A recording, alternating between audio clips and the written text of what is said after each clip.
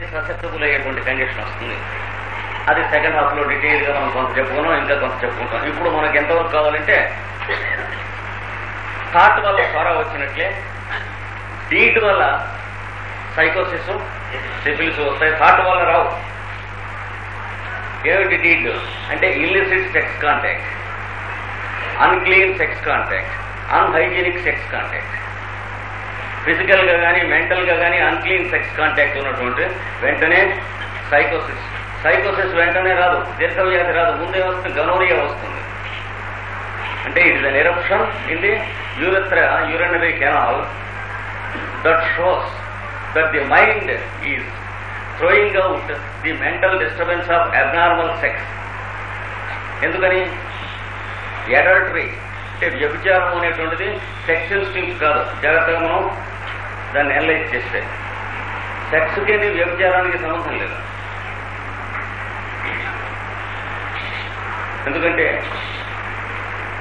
ఈమె నా భార్య అని అనుకుని, ఇతడు నా భర్త అని అనుకుని లైఫ్ లాంగ్ మేట్స్ గా ఉన్నటువంటి వాళ్ళు they enjoy sex to the fullest extent. Therefore if one of the members play adultery it is not sex but something else. ఇవి హనుమన్ చెప్పాడని చేతే ప్రపంచానికి యొక్క కోపానికి గురి అయ్యాడని చెప్పాను.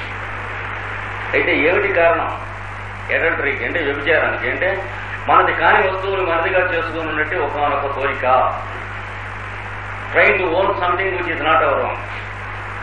దీనివల్ల అడల్టరీ వస్తుంది కానీ సెక్స్ వల్ల అడల్టరీ రాదు. Adultery is not part of sex but it is confused. బాగా మనం ఆలోచిస్తే తెలుసు.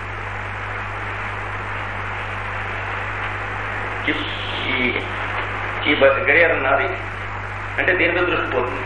మీ గడియారం నదులుగా ఉంటే మనకు అలాంటిది ఉంటే బాగుండు అనే ఐడియా ఉంటే అది ఎలాంటిదో వ్యభిచారం కూడా అలాంటిదే. కనుక ఆ ఐడియా మైండ్ మీద సోరిక్ ప్లేన్ లో ముందు థాట్ ప్లేన్ లో పనిచేస్తుంది. చేసిన తర్వాత వీడు యాక్ట్ ప్లే చేసేటప్పటికి ఏమవుతుంది? సెక్స్ యాక్ట్, గనోరియల్ అటాక్ వస్తుంది. గనోరియా ఇన్ఫెక్షన్ వల్ల వస్తుంది అంటారు. ఇన్ఫెక్షన్ వల్ల వస్తుంది కానీ ఇన్ఫెక్షన్ స్కిన్ కి సంబంధించింది కాదు, మైండ్ కి సంబంధించింది. స్కిన్ కి సంబంధించింది అంతా కూడా అల్టిమేట్స్ ఆఫ్ ఇన్ఫెక్షన్. అంటే బయటికి వెళ్ళగొట్టడానికి, క్షాళన చేయడానికి ప్రాణశక్తి చేస్తున్నటువంటి ప్రయత్నమే మనం చూస్తున్న స్కిన్ ఇన్ఫెక్షన్. కానీ స్కిన్ ఇన్ఫెక్ట్ అవ్వదు, మనిషి ఇన్ఫెక్ట్ అయ్యి స్కిన్ మీద కొట్టేస్తుంది ఎప్పుడు కూడా. అక్కడ హోమియోపతి మనకి సరైనటువంటి పాయింట్ ఇచ్చింది, మిగతాది చాలా గుడ్డిలోకంగా పెడుతుంది. అంటే ఈ చర్మానికి ఉన్నటువంటి కురుపు ఈ చర్మానికి అంటదు. ఈ కురుపు గలవాడు మనిషి దగ్గర నుంచి ఆ కురుపు లేనటువంటి వాడు మనిషికి అంటే వాడిలోంచి బయటికి నెట్టేసేందుకు చేసేటువంటి ప్రయత్నంలో కురుపు వస్తుంది. బ్యాక్టీరియా కూడా అలాంటి వాడి శరీరంలో పుట్టి స్కౌట్స్ లాగా స్కావెంజింగ్ కి పనిచేస్తాయి. Bacteria they are never the cause of disease, they are the ultimates of disease. అందుకనే వ్యాధి నివారణ కాకుండా బ్యాక్టీరియాని యాంటీబయాటిక్స్ తో హంట్ చేస్తే హార్ట్ అటాక్ వచ్చి వెంటనే చచ్చిపోతారు. థౌసండ్స్ ఆఫ్ కేసెస్ రికార్డ్స్ మనం చూస్తున్నాం. ఏం చేద్దంటే వ్యాధి ఉండి బ్యాక్టీరియా ఉన్నటువంటి వాడు బతుకుతాడు కానీ వ్యాధి ఉండి బ్యాక్టీరియా లేనివాడు బతకడు. వ్యాధి నయమై బ్యాక్టీరియా వెళ్ళిపోయినవాడు బతుకుతాడు. అంటే ఊరు క్లీన్ గా ఉండి డ్రైనేజ్ సిస్టమ్ అక్కర్లేదంటే ఉండొచ్చు, కానీ ఊరు క్లీన్ గా లేకుండా డ్రైనేజ్ సిస్టమ్ క్లోజ్ చేశారంటే ఏమవుతాం? అందరం కూడిపోతాం. అంతే. ఏది వ్యాధిగానే ఉండి ఒంట్లో ఉన్నటువంటి మైక్రోబ్స్ కోసం అని చెప్పి యాంటీబయాటిక్ రైట్ మనం చేసేటప్పుడు ఏమవుతుంది? మనకి క్లినికల్ పర్పసెస్ కి నీళ్ళు వస్తుంది. కొంచెం మనిషి సడన్ గా తిరుగుతూ ఉన్నవాడు పేపర్లో చూసి బలానా వారు చనిపోయేది అంటే ఎట్టపోయాడు రా అనిపిస్తుంది. సందర్భం లేకుండా ఎట్టపోతారు, సందర్భం లోపల ఉంటుంది. ఇవన్నీ ఇప్పుడు పాపులర్ గా ఉన్నటువంటి కంటేజియన్ థియరీకి చాలా ఎగెన్స్ట్, చాలా అడ్వాన్స్డ్. ఎగెన్స్ట్ ఎందుకు కావాల్సి వచ్చిందంటే పాపులర్ గా ఉన్న కంటేజియన్ థియరీ చాలా అన్సైంటిఫిక్ కనుక దాన్ని ఏం చేయగలిగింది. ఇక్కడ సైకోసిస్, సిఫిలిస్ థాట్ వల్ల రావన్నాం, యాక్ట్ వల్ల వస్తాయి, సెక్స్ యాక్ట్ వల్ల వస్తాయి. గనోరియా అటాక్ అయితే ఆ గనోరియాని ఫిజికల్ గా క్యూర్ చేసుకున్నటువంటి తర్వాత లైఫ్ లాంగ్ గా సైకోటిక్ క్రానిక్ పేషెంట్ అవుతాడు. అండర్ కరెంట్ గా డిజీజ్ ఉండి దాని లక్షణాలను చూపిస్తూ ఉంటుంది. అలాగే సిఫిలిస్ సెక్స్ యాక్ట్ వల్లే వస్తుంది. అది కూడా ఫిజికల్ కాంటాక్ట్ లేకపోతే ఈ రెండు వ్యాధులు రావు. ఎక్కడో ఒంటేల కోసం వచ్చిందని పోస్తూ ఉంటారు. Don't listen to them, it is a clean block. మేమేమనుకోండి వాళ్ళు ఎవరో కట్టుకుని పట్టి కట్టుకున్నాం వచ్చింది. That's non sense.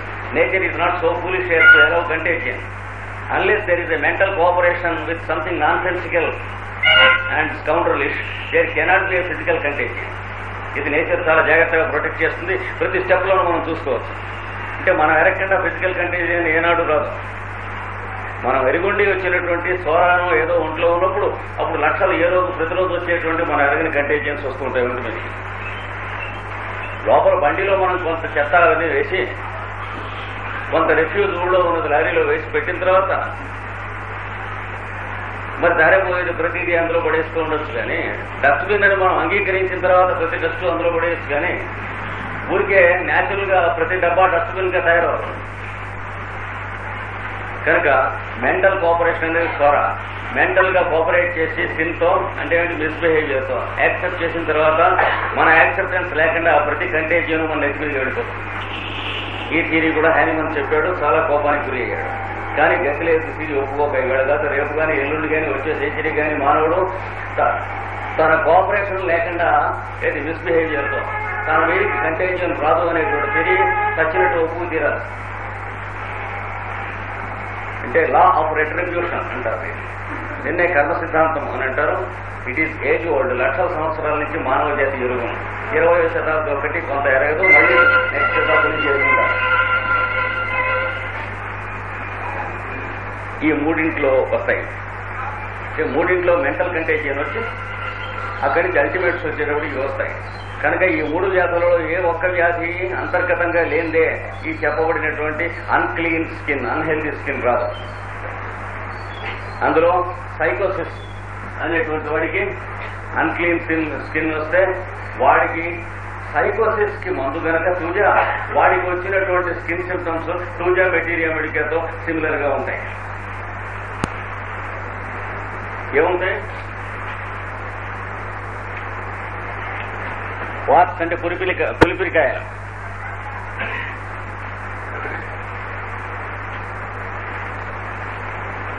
కార్న్స్ అంటే ఆనికాయలు, కాళ్ళలో అరికాళ్ళు, ఆని అంటే ఆన్నేవో కాలు కిందకి, ఫిగ్స్ అంటారు అంటే ఫిగ్ వాట్స్ అని అంటారు వాటిని. అంటే పెద్ద పెద్ద కాయలు, వేపకాయలు అంతంతా ఇంత కాయలు వస్తూ ఉంటాయి, చర్మం కింద నుంచి వస్తూ ఉంటాయి కాయలు, వాటిని ఫిగ్స్ లేక ఫిగ్ వాట్స్ అంటారు. ఇలాగే కాలీఫ్లవర్ లాగా వస్తూ ఉంటాయి. ఇవన్నీ కూడా టూజా కింద ఉన్నాయి, సల్ఫర్ కింద ఉన్నాయి. ఎందుకున్నది?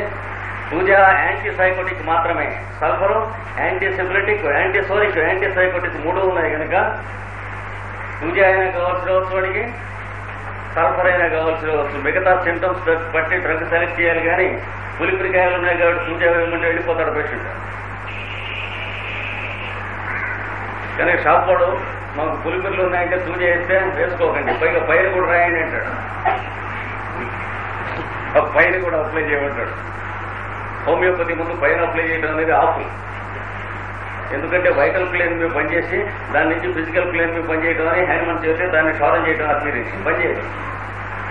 అంటే ఆకలిగా ఉన్నదట, అంటే బియ్యంతో అన్నం ఉండి భోజనం పెడితే తీరుతుంది అని ఎవరన్నా చెబితే ఆకలిగా ఉన్నవాడికి ఒక బస్తా బియ్యం ఎత్తికెత్తినట్టు. It is wrong way of doing things unhomeopathic. మనకు హోమియోపతి షాపుల్లో టూజా ఆయింట్మెంట్, క్యాలెండులా ఆయింట్మెంట్ ఇట్లాంటివి ఉంటాయి. అది దాని మీద హోమియోపతి ఫార్మసీ అని పైన రాసి ఉన్న హోమియోపతి షాపుల్లో అమ్మిన that is something nonsensical and non homeopathic. Thuja మనకి హోమియోపతిక్ ఇంజెక్షన్స్ అని ఉన్నాయి, హోమియోపతిక్ ఓరల్ టాబ్లెట్స్ ఉన్నాయి, మందులు కలిపినాయి. మందులు కలిపి వాడటం అనేటువంటిది నిషేధించడంతోనే హోమియోపతి మొదలుపెట్టాడు. ఆయన మందులు కలిపి వాడటం కుదిలేదా అన్నాడు. ఆయన మొట్టమొదటిలో ఆయన క్రిటిసిజం ఆఫర్ చేసిన చోట మీరు చూసినట్లయితే ఇది సాలిసిలిక్ యాసిడ్ వీటి మీద పనిచేస్తుంది, ఇది గ్లూకనేట్ వీటి మీద పనిచేస్తుంది, ఇది కాల్షియం వీటి మీద పనిచేస్తుంది. ఇవన్నీ కలిపితే వీటన్నిటి మీద పనిచేయదు. ఇవన్నీ కలిపితే 4వ పదార్థం వస్తుంది. అఘోరించకు అది దేని మీద పనిచేస్తుందో ఎక్స్పెరిమెంట్ చేసి పిచ్చి వ్యాఖ్యలు చేయకన్నాడు. A single substance, whether simple or compound, will have its own group of symptoms as reactions of the constitution to that substance. అది తెలియక అజ్ఞానాంధకారంలో మానవుడు ఉండి ఒక్కొక్క మందు ఒక్కొక్కటి పనిచేస్తుంది కాబట్టి 4-5 మందులు కలిసి తోసేయండి అని అంటున్నాడు. టపా కట్టేసి కోర్టులో తోసేసినట్టు. యాంటీబయాటిక్స్ అలాంటివిగా ఒక్కొక్కటిగానే వాడతారు, కానీ స్పెక్ట్రమ్ అని వాడతారు యాంటీబయాటిక్స్ లో. అది అలాంటిది. ఒక యాంటీబయాటిక్ ఒకటి వాడచ్చు, కానీ యాంటీబయాటిక్ లో వాళ్ళు వాడేటువంటిది వెటర్నరీ మోతాదు. ఉదాహరణకి సెప్టమైసిన్ కావాల్సినటువంటి టీబీ అడ్వాన్స్డ్ కేసుల్లో మనకి రికార్డ్స్ లో మన డిస్పెన్సరీలో మన వాళ్ళు చూస్తున్నారు. ట్వెల్వ్ సాల్ట్స్ కూడా 12 సాల్ట్స్ హోమియోపతి కాదు, చేస్తూనే ఉండాలి. 12 సాల్ట్స్ చాలా బాగా పనిచేస్తాయి, కానీ సిస్టమ్ హోమియోపతి మాత్రం కాదు.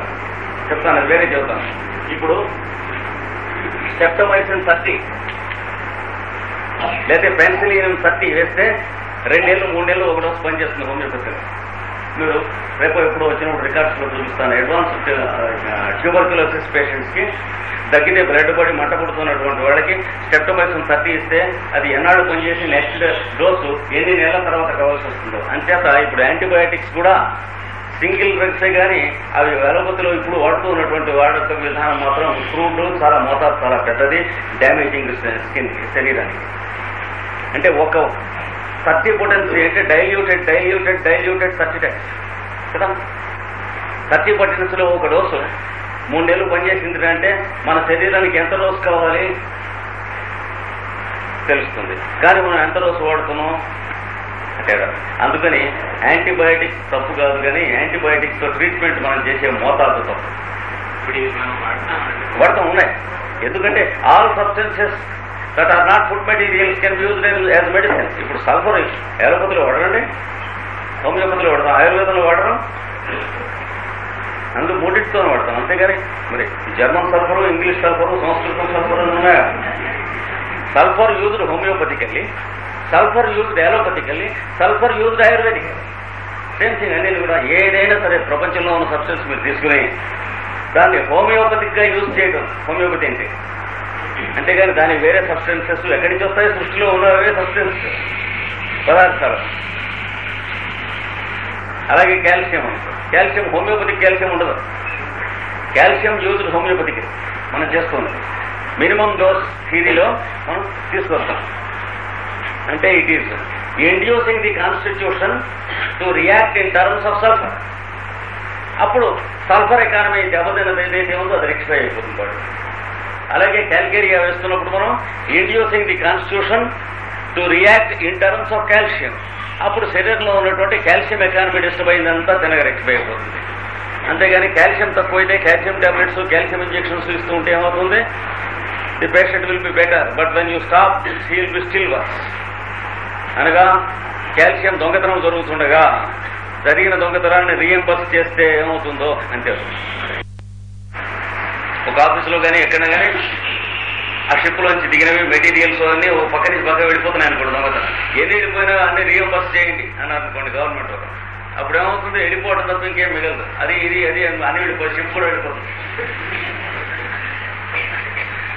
కాల్షియం డెఫిషియన్సీ వస్తే మనం అలోపతిలో కాల్షియం టాబ్లెట్స్ కానీ ఇంజెక్షన్స్ కానీ వాడితే జరిగేది వెంటనే ఇంప్రూవ్మెంట్ కనిపిస్తుంది, మంత్రం పెట్టినట్టు. అవి ఆపంగానే వెంటనే పేషెంట్ మిజరబుల్ అయిపోతుంది. కనుక ఈ ప్రిన్సిపల్ దీంట్లో ఈ స్కిన్ ట్రబుల్ వచ్చినటువంటి వాటిలో సైకోటిక్స్ అయితే ఇవన్నీ వస్తాయి. సల్ఫర్ సైకోటిక్స్ కూడా కనుక వాటికి పనికి వస్తుంది. తూచా కానీ సల్ఫర్ కానీ కావాల్సి ఉంటుంది. ఇంకా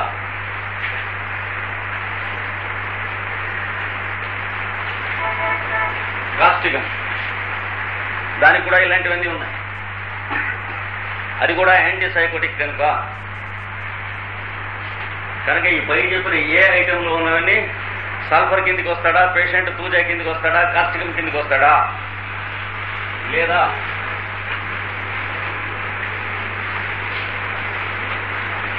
స్పాంజియా టోస్టా అనే డ్రగ్, అంటే ది టోస్టెడ్ స్పాంజ్ పొటెంటైజ్. స్పాంజియా ఆస్తమాకి వేస్తారు అంటారు. అట్లా ఓ జబ్బుకు మందు ఉండదు. ఇక్కడ కొంచెం మనం ఓపిక వహించాలి. చాలా హెల్ప్లెస్ గా ఫీల్ అవుతాం. ఎందుకంటే మన మనస్సు చాలా లేజీగా ఇదివరకు ఈ డబ్బులకి మందులు అని చెప్పి ఒక ఆల్ఫాబెటికల్ గా డిక్షనరీలు ఉంటాయి మన మనస్సులో.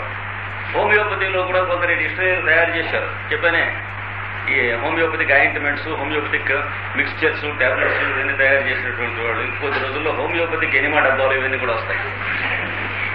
హోమియోపతిక్ ఎలోపతి వస్తుంది. అది కాదు, అసలు వెనక బ్యాక్గ్రౌండ్ లో జరుగుతున్నది ఏంటంటే international allopathy has understood that it is losing hold upon the common sense of the public. అంచేత అదర్ సిస్టమ్స్, న్యాచురోపతి ఒకటి, ఎస్కడార్ అనే ఒక కొత్త సిస్టమ్ జర్మన్లో స్టార్ట్ అయింది. చాలా వండర్ఫుల్ గా పనిచేస్తుంది. హోమియోపతిలోనే ఇంకో సిస్టమ్, అది ఎప్పుడు చూద్దాం.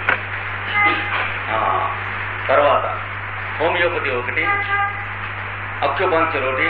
వీటిని ఏలోపతిక్ కమర్షియల్ ర్యాకెట్ లోకి ఇంక్లూడ్ చేసేసుకుని ఇవన్నీ కలిసి ఒక సిస్టమ్ కింద చేస్తే బాగుంటుందని ఒక ఉద్యమం ఇప్పటికి 6-7 ఏళ్ల నుంచి బయలుదేరింది. ఇక్కడ మన ఇండియాలో కూడా వచ్చింది. అంటే ఏలోపతిక్ డాక్టర్సే ఒక కమిటీ కింద ఏర్పడి ఆయుర్వేదిక్ ఫార్మకోపియా మెడిసిన్స్ అవన్నీ కూడా వాళ్లే తయారు చేసేయడం. ఒక 10 ఏళ్ళు తయారు చేశాక మిగతా వాళ్ళు ఒప్పుకున్న వాళ్ళు తప్ప మిగతా ఆయుర్వేదం వాళ్ళు తయారు చేస్తే కొట్లో పెడతా ఉంటారు. ఆటోమేటిక్ గా కమర్షియల్ ర్యాకెట్ చేసే పనేదే. అలాగే అక్యుపంక్చర్, ఏలోపతిక్ డాక్టర్స్ లో ఒక అక్యుపంక్చర్ డాక్టర్ని తీసుకొచ్చి ట్రైనింగ్ ఇప్పించి వాళ్ళ చేత ట్రైనింగ్ ఇచ్చినటువంటి ఆ కాలేజీలో పనిచేసినటువంటి వాడే అక్యుపంక్చర్ చేయాలి, లేదా కోర్టులో పెడతాం. ఇది అంటే నేషనలైజింగ్ ది ఇండివిజువల్.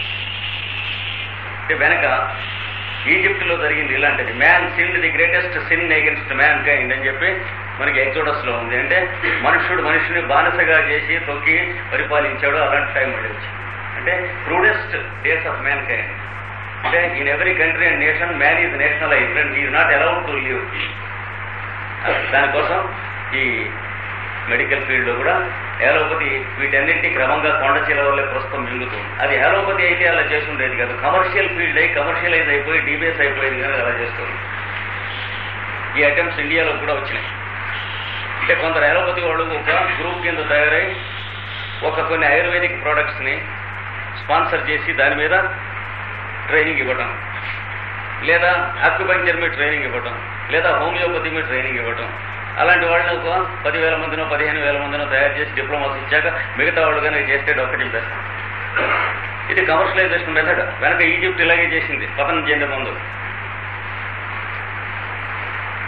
మోసెస్ రెవల్యూషన్ తీసుకొచ్చే ముందు ఈజిప్ట్ ఇలాగే జరిగింది. తర్వాత ఈజిప్ట్ లో ఏం మిగిలిందో మనం చూస్తున్నాం. అంటే ఇటకరాళ్ళు మౌన దుమ్ము మిగిలినాయి. Inspired the great buildings of the universities. ఇప్పుడు మన యూనివర్సిటీస్ కంటే చాలా పెద్ద బిల్డింగ్స్ ఉండేవి ఈజిప్ట్ లోను. అక్కడ ఇవి కూడా అలాగే రూయిన్స్ అయిపోతాయి ఇప్పుడు మనం చూస్తున్న యూనివర్సిటీస్ అవన్నీ. ఎందుకని because of the immorality of mankind. నేర్చుకుంటానికి కారణం బిల్డింగ్స్ కాదు కదా, మనిషి నుంచి మనిషి. అక్కడ మంచితనం ఉంటే ఇవన్నీ డెవలప్ అవుతాయి. లేకపోతే ఇవన్నీ కూడా ఇవి వెనక ఇలా వరల్డ్ వీళ్ళంతా కట్టించారు శిథిలాలు కానీ ఫోటోగ్రాఫర్లు పెట్టుకుని పనికొస్తాయి.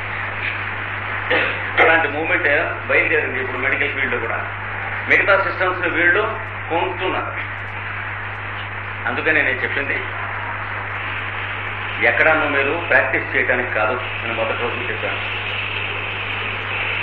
ఎవరికి వాడు సెల్ఫ్ సఫిషియన్సీ తయారు చేసుకుంటే ఇది ఒక్కటే ఇప్పుడు వస్తున్నటువంటి ఇప్పుడు నేను చెప్పిన ఈ పొలిటికల్ అండ్ కమర్షియల్ ఈవిల్కి విరుగుడు.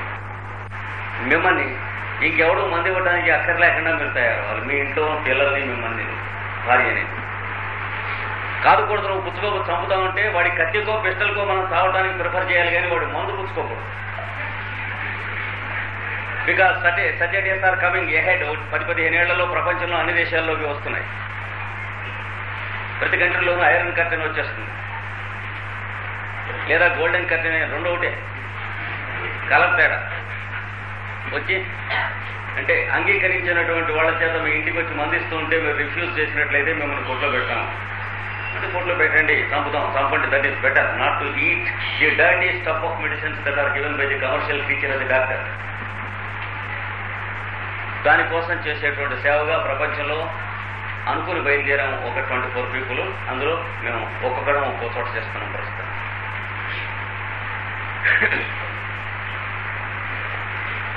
ఇప్పుడు వీటిలలో ఈ దీర్ఘవ్యాధి విపాకం గల వాళ్లలో ఈ డ్రగ్స్ కిందికి దేని కిందకో వస్తాం. ఈ మొదటి కాయలు కాయటం అంటే సల్ఫర్, కాస్టికం, స్పంజ్. అలాగే ఇంకో డ్రగ్ కూడా ఉంది, యాంటిమోనియం కాదు, టార్టరికం కాదు, crudum. Remember that antimonium tartaricum is never an antimiasmatic drug.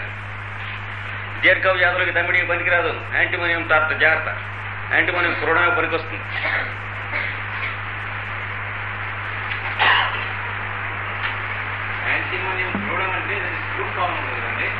కాదు కాదు, క్రూడమ్ means crude antimony without any compound formation, taken pure and then potentized.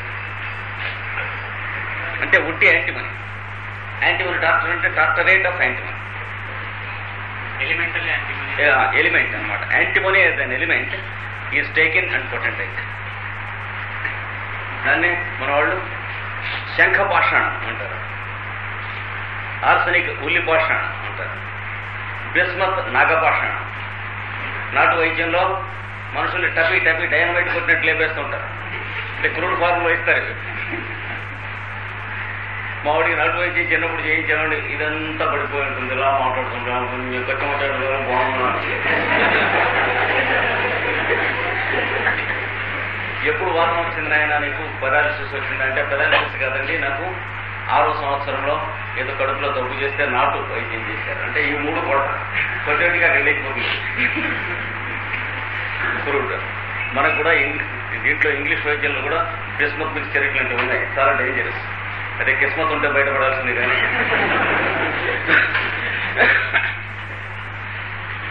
ఇవన్నీ పొటెంటైజ్ చేస్తే స్ట్రాంగ్ యాంటీబయాటిక్. ఇది ఒక సెట్ కింద ఏ ఎదురుకుండా మీరు గుర్తుంచుకోండి. నొప్పి చేయటం, ఆ కాయ కట్టిన చోట నొప్పి చేసింది అని అంటే ఇట్లా నొక్కితే ఆ కాయ అబ్బా అన్నట్టు ఉంటుంది. సల్ఫర్ దాంతోపాటు ఏం వాడవలసి ఉంటుంది? సైలేషియా, క్యాల్కేరియా, అంటే calcarea carb, calcarea ఫాస్, calcarea ఫ్లోరో, calcarea సల్ఫ్, వీటన్నిటిలో ఏది కావాలో చూసుకోవాలి మెటీరియల్. సైలేషియాలో కూడా సల్ఫర్ సిలికేటం,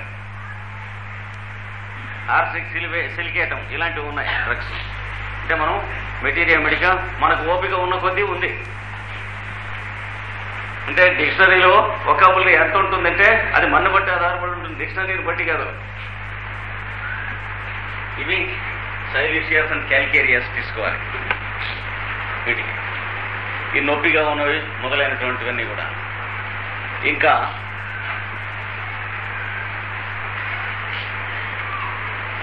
దీంతో పాటే ఆర్మ్స్, ఆరం మెటాలికం. ఒక ఆయన కారపుంజలే తినేసాడు, ఆరం మెటాలికం 10 తీసుకుని రోజు. ఏం చేతంటే ఆయుర్వేదంలో స్వర్ణభస్మం ఇది చాలా మంచిది అన్నాడు. ఆయుర్వేదంలో స్వర్ణభస్మం వేరు, పొటెంటైజ్డ్ ఆరం మెటాలికం వేరు, తాట లేపేస్తుంది, ఇంకా మళ్ళీ బయటికి రావడానికి వీలేదు.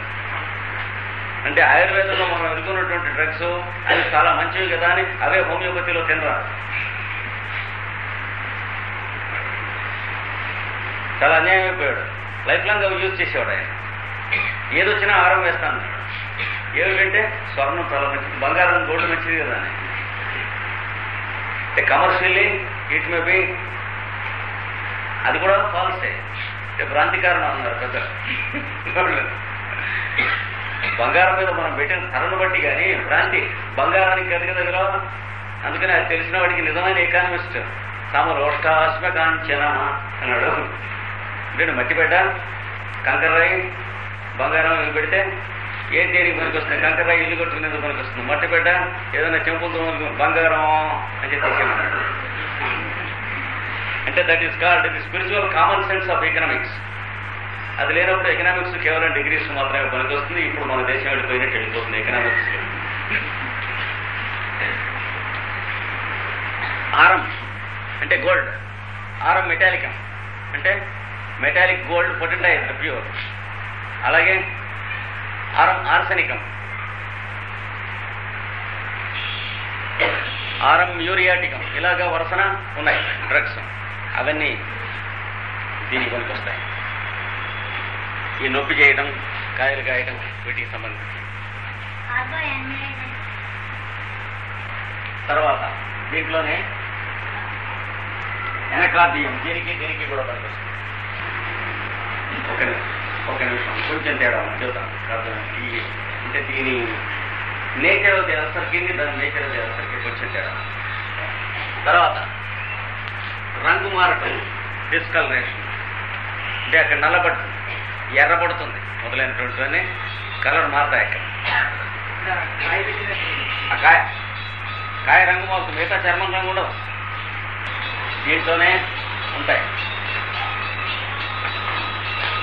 ఆర్జెంటినం మెటాలికం, అంటే metallic silver potentise. Medorrhinum gonorrheal poison potentise. Aurum కూడా, పై చెప్పినటువంటి ఆరం కూడా ఈ రంగు మారటం అనేటువంటి దాంట్లో. తర్వాత మాటికి కురుపు అవుతూ ఉంటుంది, తగ్గుతూ ఉంటుంది, కురుపు అవుతూ ఉంటుంది, తగ్గుతూ ఉంటుంది. సల్ఫర్ను వాళ్ళ రక్త స్పర్శ గల చుట్టం హెపార్సల్. బూట్లకు మాత్రమే కాదు, చెవికి దుద్దులు పెట్టుకుంటే కురుపై నెంపు చేసి చీలికి వస్తుంది, తీసేస్తే వారం రోజులు తగ్గిపోతుంది, పెట్టుకుంటే మళ్ళీ వస్తుంది, మళ్ళీ తీసేస్తే వస్తుంది. అలాగే ముక్కు కుట్టించుకున్న వాళ్ళు కొంతమంది 15-20 ఏళ్ళు ట్రై చేసి చివరికి తీసేస్తారు.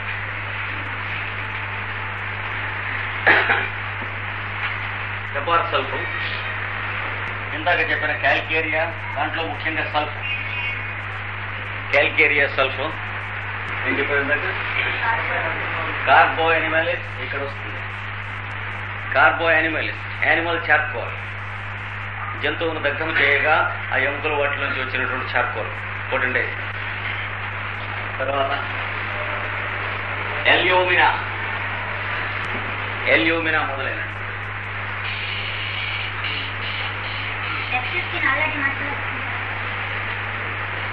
వీటన్నిటిలో కూడా ఈ రెండు కేసుల్లో లెకసిస్ కూడా కావాల్సి వస్తుంది.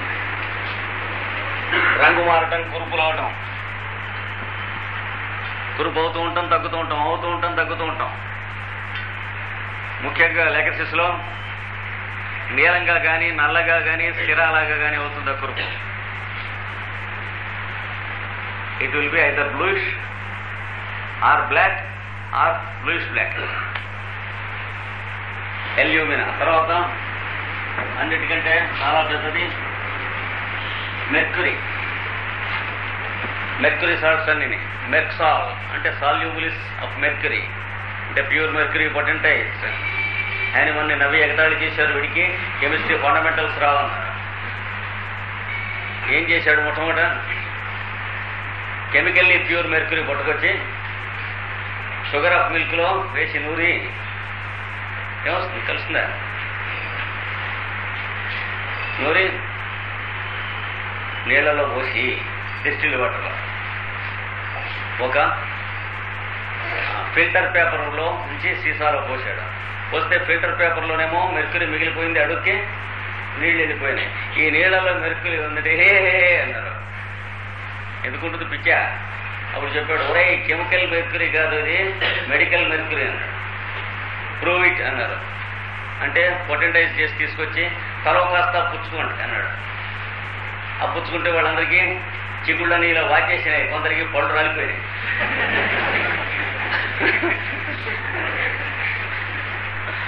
అప్పుడు చెప్పాడు, మీకు పళ్ళు రాలగొట్టినది, చిగుళ్ళు ఓపు చేయించినది, నాలికంతా పొక్కించినది, పుండు చేసినటువంటిది, నాలిక బండ అయినటువంటిది, లావు అయినటువంటిది, ఇలా చేయించిన దాని పేరు it is called soluble mercury or mercsol. ఏమనేది హ్యానిమన్ గారు చేసిన ఎక్స్పెరిమెంట్స్లో ఇదొకటి. ఇది వెరీ స్ట్రాంగ్ యాంటీ సిఫిలిటిక్. చర్మం అన్క్లీన్గా ఉంటుంది, దానికి కూడా పొక్కులు వస్తూ ఉంటాయి, పోతూ ఉంటాయి, కురుపులు వస్తూ ఉంటాయి, పోతూ ఉంటాయి. తర్వాత ఇంకా దానికి కూడా ఈ చీమ పట్టడం ఉంటుంది, గీసుకుంటే చీమ పడుతుంది, బ్లేడ్ గీసుకుంటే చీమ పడుతుంది, లేదా ఏదైనా రాస్తూ ఉండగా ఇట్లా